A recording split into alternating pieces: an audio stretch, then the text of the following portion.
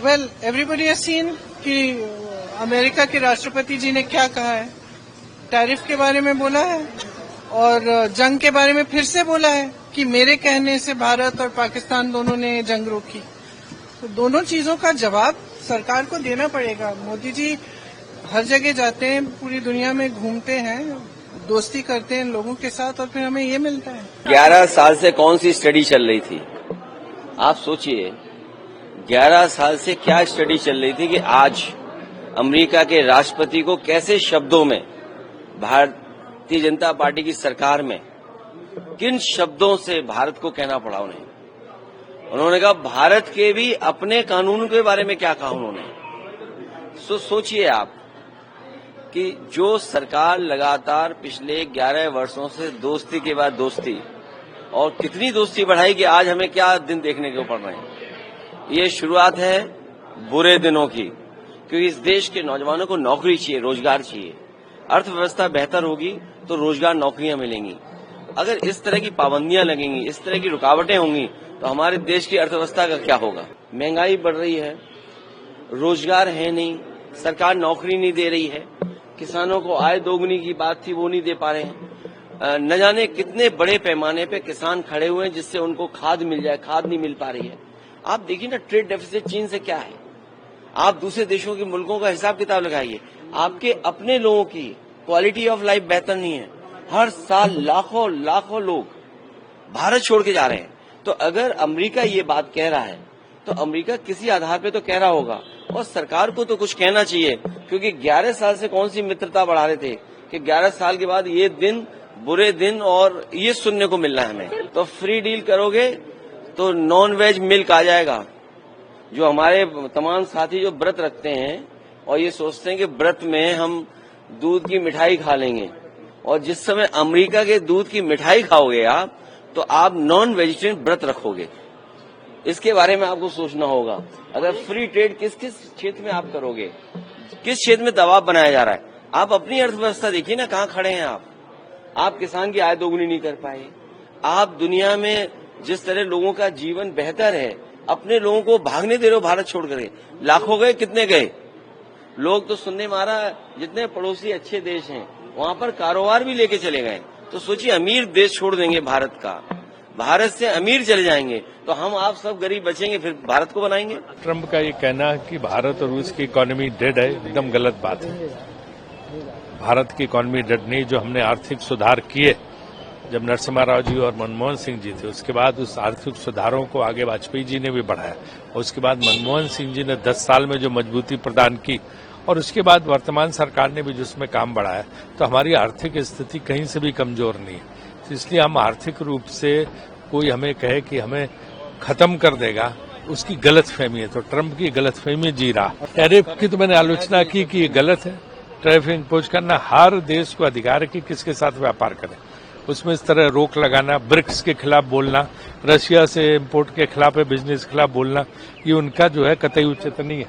कड़वी जुबान से, जिस एरोगेंस से अमेरिका के राष्ट्रपति डोनाल्ड ट्रंप भारत के लिए शब्दों का इस्तेमाल कर रहे हैं, इससे भारत के पूरे आत्मस्वाभिमान को तार तार किया जा रहा है। आज डोनाल्ड ट्रंप ने भारत की अर्थव्यवस्था को एक मरी हुई अर्थव्यवस्था कह दिया। उन्होंने भारत को एक डेड इकोनॉमी वाला देश बोला। तो बड़ी शर्म की बात है। और मुझे लगता है कि अब थोड़ी हिम्मत जो है भारत सरकार में आनी चाहिए कि वो डोनाल्ड ट्रंप को नाम लेके बोलें कि आप झूठ बोल रहे हैं और आप लगातार झूठ बोल रहे हैं, और अगर आप नहीं बोल पा रहे हैं तो ये बहुत शर्म की बात है। हम लोग तो देख रहे हैं, अभी मेरी मैन्युफैक्चरर से ही बात हो रही थी, वो लोग बिल्कुल दुखित हैं और कह रहे हैं अब लग नहीं रहा कि बिजनेस कर पाएंगे। एक 100 करोड़ की टर्नओवर वाला जो यहाँ का मैन्युफैक्चरर है, उसको सीधा सालाना, अभी उसका जो बायर है 16% पहले देते थे टैरिफ, अब उन्होंने डायरेक्ट 9% बढ़ा के 25 कर दिया। अभी बायर उसमें से 4% इनको लगा रहा है, तब इनको सालाना 4.25 करोड़ का नुकसान हो रहा है। मंथली 40 लाख का नुकसान हो रहा है। ये मोदी साहब क्या करना चाहते हैं?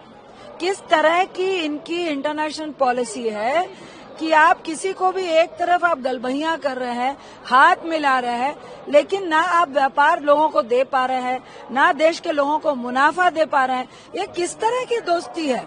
ना आपके पाकिस्तान के सिंदूर ऑपरेशन में काम आई, ना आपके व्यापार में काम आ रही है। मैं बिल्कुल कहूंगी कि ये हमारे प्रधानमंत्री बचाए कि ये किस तरह की दोस्ती है, किस तरह के हाथ मिलाने हैं, किस तरह के शेक हैंड करना है। एक तरफ आप कह रहे हैं कि हमने पाकिस्तान को छक्के छुड़ाए, दूसरी तरफ मुनीर को बैठा के वो ब्रेकफास्ट करवा रहे हैं, तीसरी तरफ इंडिया पे टैरिफ लगा रहे हैं। ये किस तरह की दोस्ती है? ये पूरे देश का अपमान हो रहा है। तो क्या जवाब देंगे, किस तरह से टैकल करेंगे? ये एक बहुत बड़ा चैलेंज गवर्नमेंट के ऊपर है। हमें देखना है कि ये किस तरह की कूटनीति अपने देश के लिए लेकर आएंगे। ये सबसे ताजा उदाहरण है। पहले मोदी जी ने, जो जवानों ने, सेना ने शौर्य और पराक्रम से उनके बढ़ते कदम को सीज फायर दबाव में आके करके, जैसा ट्रम्प कहते हैं, भारत माता का अपमान किया। 140 करोड़ लोगों की आशाओं, अपेक्षाओं और आकांक्षाओं को उन्होंने रोक दिया। और अब